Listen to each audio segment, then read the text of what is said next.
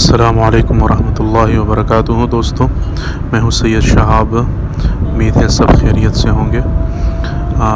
دوستو، آج میں آپ کو ایک بہت ہی تاریخی اور اسلامی حوالے سے بہت ہی تاریخی اور ایک بہت ہی زبردست جگہ پر لے کے جا رہا ہوں۔ یہ وہ جگہ ہے جہاں پر میں آپ کو انشاءاللہ آج میں آپ کو دکھاؤں گا اور تھوڑا سا اس کے بارے میں بھی بتاؤں گا۔ یہ وہ جگہ ہے جہاں پر اسلامی تاریخ کا ایک بہت ہی زبردست واقعہ ہوا تھا، اور حدیبیہ کے نام سے یہ جگہ ہے، اور یہاں پر مسلمانوں اور قریش مکہ کے درمیان جو مشرکین مکہ تھے ان کے درمیان ایک معاہدہ ہوا تھا، اور جس کو پھر صلح حدیبیہ کا نام دیا تھا، حدیبیہ کے جگہ کے نام کے حوالے سے۔ اور بظاہر یہ معاہدہ جو تھا آپ سب نے پڑھا ہوگا، مسلمانوں کے خلاف تھا، سارے جو اس میں نکات بیان کیے گئے تھے، لیکن اللہ رب العزت نے اس کو مسلمانوں کے حق میں ایک فتح کے طور پر مسلمانوں کو پیش کیا تھا، اور قرآن کریم میں اللہ پاک نے اس کو فتح مبین کے طور پر اس کو یاد کیا ہے، ایک عظیم فتح کے طور پر۔ تو آج میں اس مقام پر آپ کو لے کے جاؤں گا جہاں پر آپ صلی اللہ علیہ وسلم نے جو قیام کیا تھا، اور پھر وہاں پر جو معاہدہ ہوا تھا، اور وہاں سے آپ صلی اللہ علیہ وسلم واپس مدینہ آئے تھے۔ تو مختصر اس واقعے کا جو پس منظر ہے وہ یہ ہے کہ سن 6 ہجری میں آپ صلی اللہ علیہ وسلم نے جب مدینہ منورہ میں تھے تو آپ صلی اللہ علیہ وسلم نے خواب دیکھا۔ اس خواب میں آپ صلی اللہ علیہ وسلم نے دیکھا کہ آپ صلی اللہ علیہ وسلم نے احرام باندھا ہوا ہے، اور آپ مکہ گئے ہیں، اور پھر آپ صلی اللہ علیہ وسلم نے قربانی کی۔ تو جب صبح ہوئی آپ صلی اللہ علیہ وسلم نے خواب بیان کیا اور صحابہ سے فرمایا کہ تیار ہو جاؤ، ہم عمرے پر جا رہے ہیں۔ تو سارے صحابہ بڑے خوش ہوئے، کیونکہ سارے صحابہ کو تقریباً 6-7 سال ہو گئے تھے مکہ سے آئے ہوئے، تو تقریباً 1400 صحابہ کرام جو ہے وہ آپ صلی اللہ علیہ وسلم کے ساتھ مدینہ عمرے کے لیے تیار ہو گئے۔ جی دوستو، آپ دیکھ رہے ہیں یہ وہ گاؤں ہے حدیبیہ کا۔ ابھی بارش ہوئی ہے ادھر کافی، موسم آج بہت زبردست ہے، اور تو آپ صلی اللہ علیہ وسلم سارے صحابہ کے ساتھ یہاں پر آ گئے، اور اپنے ساتھ قربانی کی جانور بھی لیے، اور اس مقام پر پھر جب آ گئے تو اس سے پہلے وہ سامنے آپ نظر آ رہے ہیں، یہاں یہ وہ جگہ ہے جہاں پر یہ جو جگہ ہے جہاں پر صلح حدیبیہ ہوا تھا، اور جہاں پر بیعت رضوان ہوا تھا۔ میں آپ کو آگے بتاتا چاہتا ہوں انشاءاللہ۔ تو واقعہ ایسا ہے کہ اس مقام پر جب آپ صلی اللہ علیہ وسلم روانہ ہوئے مدینہ سے، تو مشرکین مکہ کو کسی نے خبر دی، تو انہوں نے کہا کہ بھئی شاید یہ جنگ کے لیے آ رہے ہیں، لیکن آپ صلی اللہ علیہ وسلم صحابہ تو جنگ کے لیے نہیں جا رہے تھے۔ تو حضور صلی اللہ علیہ وسلم نے حالات کا جائزہ لینے کے لیے ایک صحابی کو بھیجا کہ بھئی وہاں پر حالات معلوم کرو۔ جب وہ پہنچ گئے تو آپ صلی اللہ علیہ وسلم کو خبر ہوئی کہ بھئی وہ لوگ تو جو مشرکین مکہ ہے وہ تو جنگ کی تیاری کر رہے ہیں۔ تو اس مقام پر آپ صلی اللہ علیہ وسلم آئے، اور آپ صلی اللہ علیہ وسلم نے پھر سفیر بھیجے اپنے صحابہ کو کہ بھئی ان کو کہو کہ ہم صرف عمرے کے لیے آئے ہیں اور ہم جنگ نہیں کریں گے۔ تو جب اس جگہ پر آ گئے تو ادھر جو تھا کفار نے مختلف اپنے لوگوں کو بھیجا اور کہا کہ بھئی آپ لوگ واپس جاؤ، اور آپ لوگ یہاں ہم آپ کو عمرے پہ نہیں جانے دیں گے۔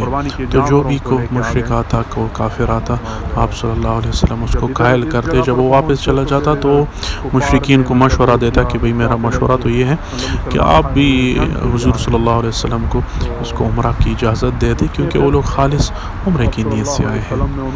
تو جب وہ نہیں مانے تو پھر آخر میں عروہ اسقفی ایک مشرک تھا، طائف کا رہنے والا تھا، قبیلے کا سردار تھا، تو وہ آیا وہ حضور صلی اللہ علیہ وسلم کے سامنے کہ بھئی آپ لوگ واپس جاؤ۔ حضور صلی اللہ علیہ وسلم نے جب اس کو بھی قائل کیا تو وہ چلا گیا. اس نے کہا کہ بھائی مشرکین کو انہوں نے کہا کہ بھائی یہ لوگ جو ہے نا عمرے کے لیے آئے ہیں اور جنگ کی ان کا کوئی ارادہ نہیں.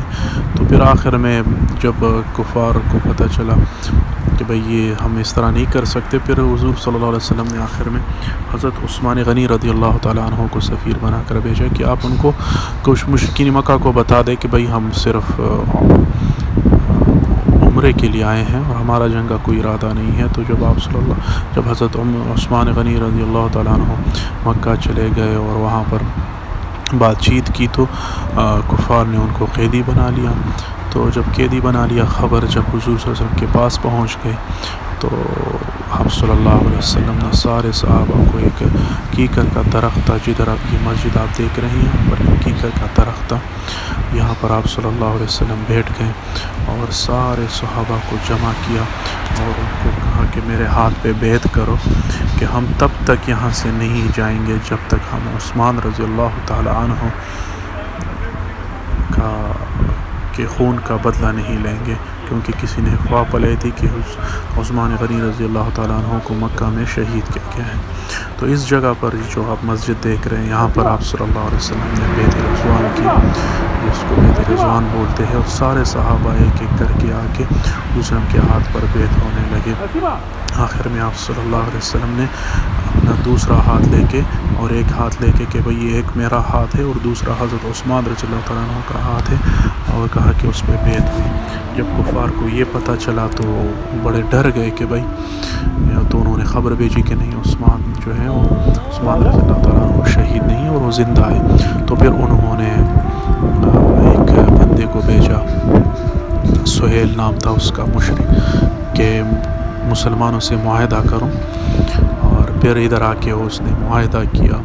اس میں یہ تھا کہ بھئی جو بھی ہم 10 سال تک جنگ نہیں کریں گے اور آپ صلی اللہ علیہ وسلم اس دفعہ واپس چلے جائیں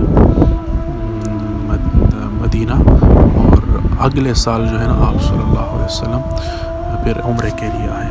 تو جب سارے اور جو بندہ جو بھی کفار کی طرف سے مسلمانوں کے پاس جائے گا تو مسلمان اس کو واپس کریں گے کفار کو, جو مسلمان کی طرف سے کفار کے پاس آئے گا تو کفار اس کو واپس نہیں کریں گے. تو بظاہر یہ سارے جو باتیں تھیں وہ مسلمانوں کے خلاف تھیں. تو حضور صلی اللہ علیہ وسلم وہ سب نے اس کو مانی. تو صحابہ اس پہ تھوڑے ناراض تھے. آپ صلی اللہ علیہ وسلم نے پھر ان کو سب کو سمجھایا. حضرت عمر رضی اللہ تعالیٰ عنہ اس وقت تھے, ان کو سمجھایا تو حضور عمر رضی اللہ تعالیٰ عنہ بڑے غصے تھے.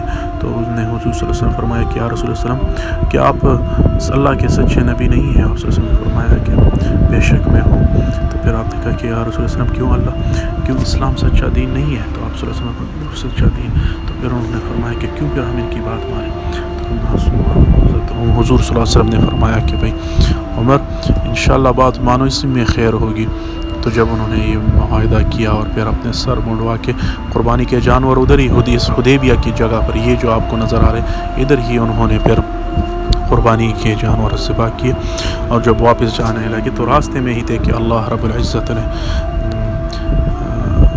قرآن کی آیت نازل فرمائی کہ انا فتحنا لک فتحا مبینا, کہ آج فتح کے دن ہم نے آپ کو بہت ہی بڑی اور عظیم فتح نصیب فرمائی.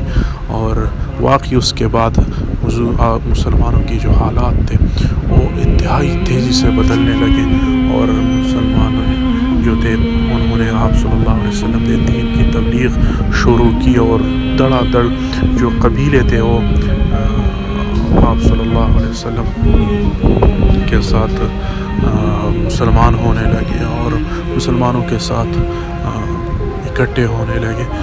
تو اس کے بعد آپ صلی اللہ علیہ وسلم صحابہ کو اللہ نے بہت ہی عظیم ایک امت بخشی صحابہ کے شکل میں. اس کے بعد مکہ فتح ہوا. تو یہ وہ جگہ ہے اور یہ حدیبیہ کا گاؤں ہے جو آپ کو نظر آ رہا ہے.